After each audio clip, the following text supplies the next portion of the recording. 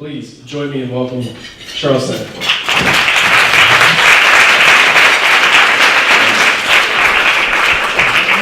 Thank you. Thanks, Edwin. Edwin is an extraordinary photojournalist and a perfect example of the kind of young people we're working with every day. And Edwin's joined us and has done some really unusual work in Puerto Rico about the economy there and about the tremendous challenges it faces. So I want you to please check out his work. Thank you, Edwin. I want to thank our hosts today, the International House, and I want to thank the Overseas Press Club, and I want to thank Freedom House. We all wanted to come together today to observe World Press Freedom Day. And I wanted to tell you a little bit about GroundTruth. I think all of you know the work for the most part, but just to underline it, we are really trying to train, mentor, support a new generation of correspondents to tell the most important stories of their generation. And today you're going to hear from 4 top young journalists who we think really embody that new generation, who are doing amazing work. And we'll definitely be hearing from them.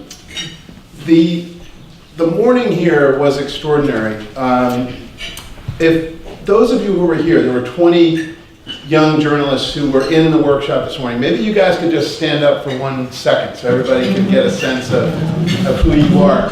These young journalists spent the whole morning here really taking a workshop to create an introduction to risk assessment and to really do something that is very dear to the heart of the GroundTruth Project, which is to be sure this new generation of journalists works safely. Thanks, you guys. You can sit down.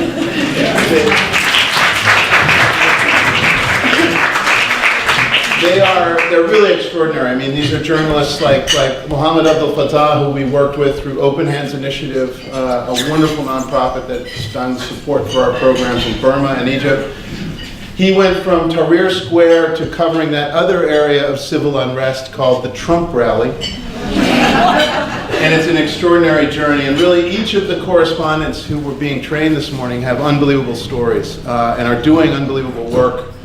And for those of you who are from news organizations, need your support. They need to find places for their work. So I'm hoping lots of conversations are going to be happening across the generations here.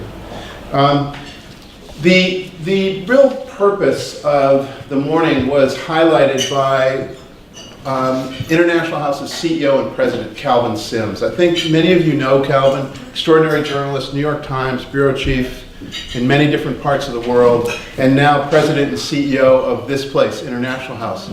A friend of mine was asking me, like, what is International House? I won't try to tell you the whole history, but find out. It's a really interesting residency program for international journalists to live in New York City. International students to come together and live and have a place where they can live in New York City. It's a great history.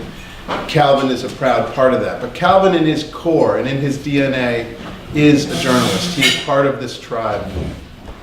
And Calvin today said that even though times were different in the 1980s when he started out as a journalist, one thing hasn't changed, and that's the need for young people to be out there in the world, on the ground, and finding those important stories and telling them to the audiences they report for.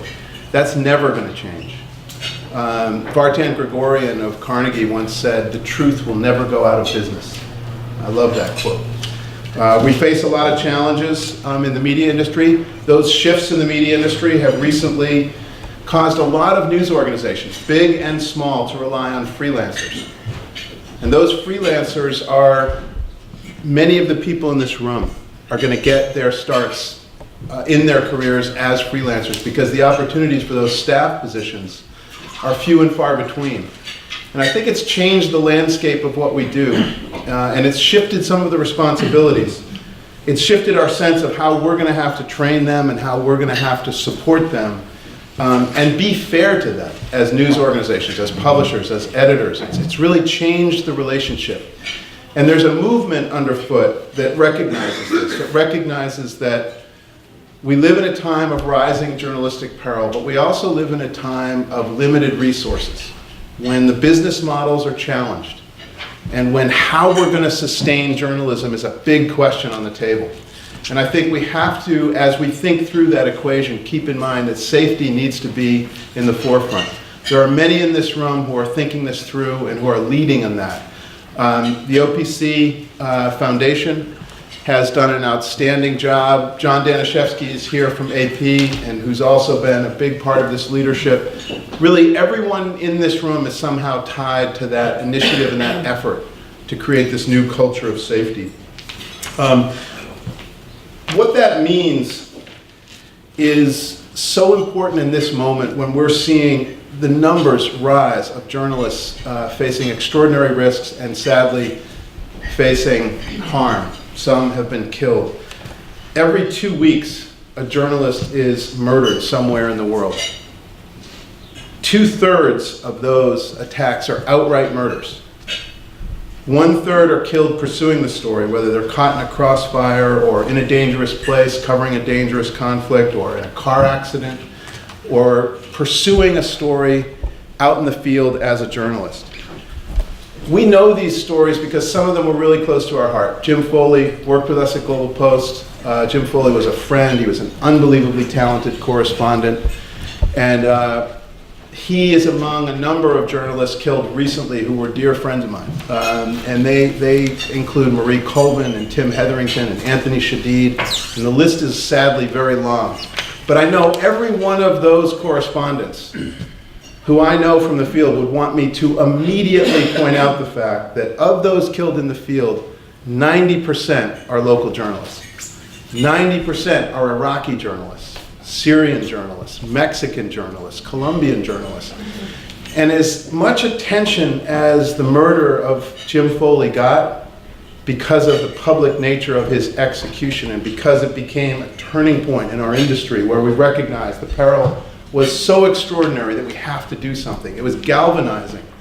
But I know Jim Foley well enough to know, he would want you to know that it's the Syrian journalists who were his compatriots, who put up an unbelievable public message of their great sadness and respect for him. I don't know if you ever saw this photograph of the Syrian journalists holding up a banner saying, Jim Foley, you know, we loved you, we loved your work. They're the ones who are at the most peril. Another fact that's really important to point out on this day, World Press Freedom Day, is that of those killed, 90% are killed with impunity. There's never a prosecution. None of this is resolved. When UNESCO started World Press Freedom Day, I believe it was in 1993, the idea here was to find a day where we could think about this, where we could really step back and remember. And we could have a tradition where we reflect on the challenges we face, but also the freedoms that we think should be celebrated around World Press Freedom Day. That we all have a right to a free press, and we're going to have to work a lot harder if the world's going to have it. On your chairs from Freedom House, you have a report that will tell you about where we stand right now in the world with World Press Freedom Day. And you will see in that report, the statistics are pretty devastating in terms of where we are as a culture in the diminishment of our freedoms for journalists. Press freedom declined to its lowest point in 12 years in 2015 as political, criminal, and terrorist forces sought to co-opt or silence the media in their broader struggle for power. Only 13% of the world's population enjoys a free press. We have a lot of work to do. We have a lot of journalists to remember, some of whom were held in captivity and have been released. Roxana Saberi is with us, who knows what that's like, and we all remember her being captured, held in Iran. Thrilled when she was released. Our friend and colleague Jason Rezaian was just released from Evian prison in Iran, and he was the person who lit the candle of remembrance at the Overseas Press Club dinner just last week. Today is a day to take a moment to reflect on the journalists around the world who've risked their lives and those who we've lost. And it's traditional to have a moment of silence, so I thought we would have a moment of silence.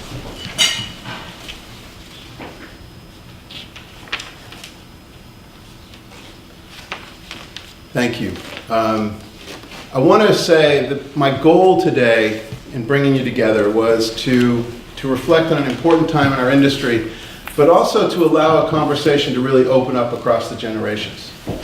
That's what this morning was about, and there were some great moments this morning of humor where you have people like Judith Matloff saying things under a headline like, should we talk about hurricanes now? One of the other ones was sort of, how do you know when to wear a chemical suit and how? These are things that we never thought we would get into when we were studying journalism, but they are very much a part of our reality today, sadly. And I think we're going to have to continue to have a conversation that goes from the veterans of this field to the new people coming into it. You're going to hear from 4 of those people, as I've said, in a panel discussion, which Deb Amos will lead. NPR's Deb Amos, one of the great veteran correspondents, is here. Deb, thank you for being with us.